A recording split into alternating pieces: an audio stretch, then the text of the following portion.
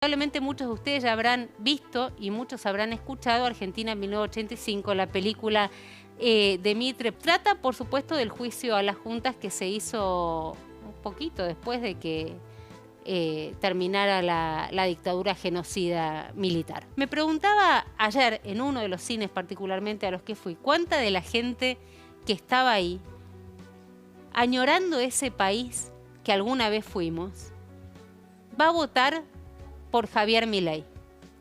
Javier Milei, un negacionista que lo último que hizo fue, junto con Bussi, hijo, preguntarse por, bueno, si hubo 30.000 desaparecidos, mostrame las listas. Que, digamos, la izquierda haya logrado imponer en la batalla cultural este tipo de cuestiones, eso no quiere decir que sea verdad.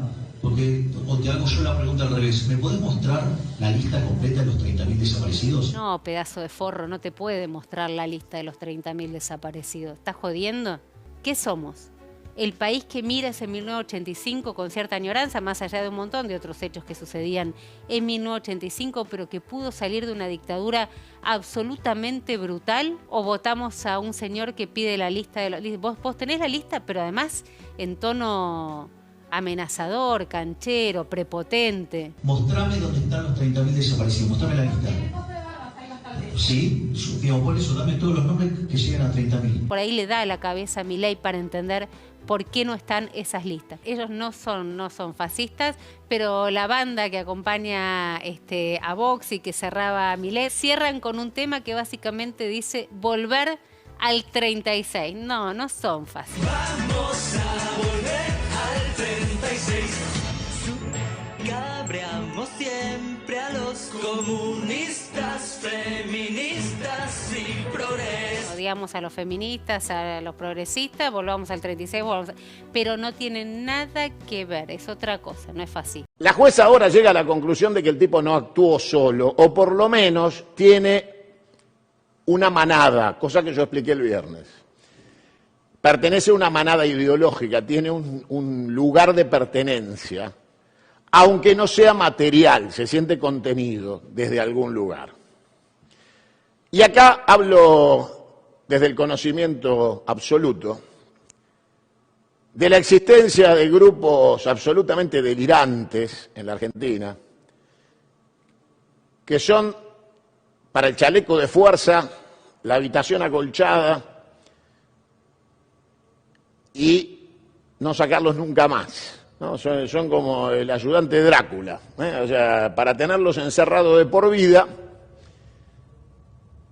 porque pertenecen a las rémoras de un pasado que se niega a desaparecer. Yo te expliqué infinidad de veces que Javier Milei se nutre de lo peor del procesismo argentino, de los detenidos por delito de lesa humanidad, que se nutre de lo peor de los sectores procesistas retardatarios que siempre buscaron en Bloomberg, en Olmedo y ahora en él las figuras para encabezar esos grupos de desquiciados, apólogos de Videla, de la dictadura, de la desaparición, la tortura y la muerte como mecanismo. Y todo eso está ahí. A tal punto está todo ahí eso, que grupos ya de gerontes pertenecientes a esa rama perversa de la dictadura, tienen en la cabeza la violencia política instalada, porque vienen de la violencia política y siempre creyeron que la violencia política se puede ejercer como ruptura de este mecanismo perverso en democracia, etcétera, etcétera. Y eso se lo van trasladando a los pibes, o no tan pibes, de 18 a 45. Y entonces, sobre un montón de verdades, construyen discursos delirantes. Entonces te encontrás con pelotudos absolutos y totales, que no tienen la más mínima injerencia, son células de 10, 15, 20 idiotas que se juntan, y que después operan algunos en redes sociales, y otros se juntan a tomar la birra, y otros se juntan a hacer gimnasia, y los otros pelotudos se encuentran alguno para ir a tirar a algún lado. Y todos esos grupos de idiotas, descerebrados, influenciados por una mística procesista, están representados por Villarroel, la diputada que acompaña a Milei. que es hija de un héroe de Malvinas, que en base a su apellido empezó a militar el derecho de las víctimas del terrorismo subversivo y que termina siendo la vocera de esos sectores, delirantes, retardatarios, infames, reivindicadores de la tortura, el secuestro y la muerte, que forman parte de una manera de cultivar una minoría facciosa y delirante en la Argentina que puede terminar generando que se active un loco, que algún tarado crea que de las palabras al hecho no hay distancia y termine siendo protagonista de alguna aventura desquiciada como esta. Pero vamos a ir a poner ejemplos de lo que le estoy diciendo, porque siempre lo mejor es el ejemplo.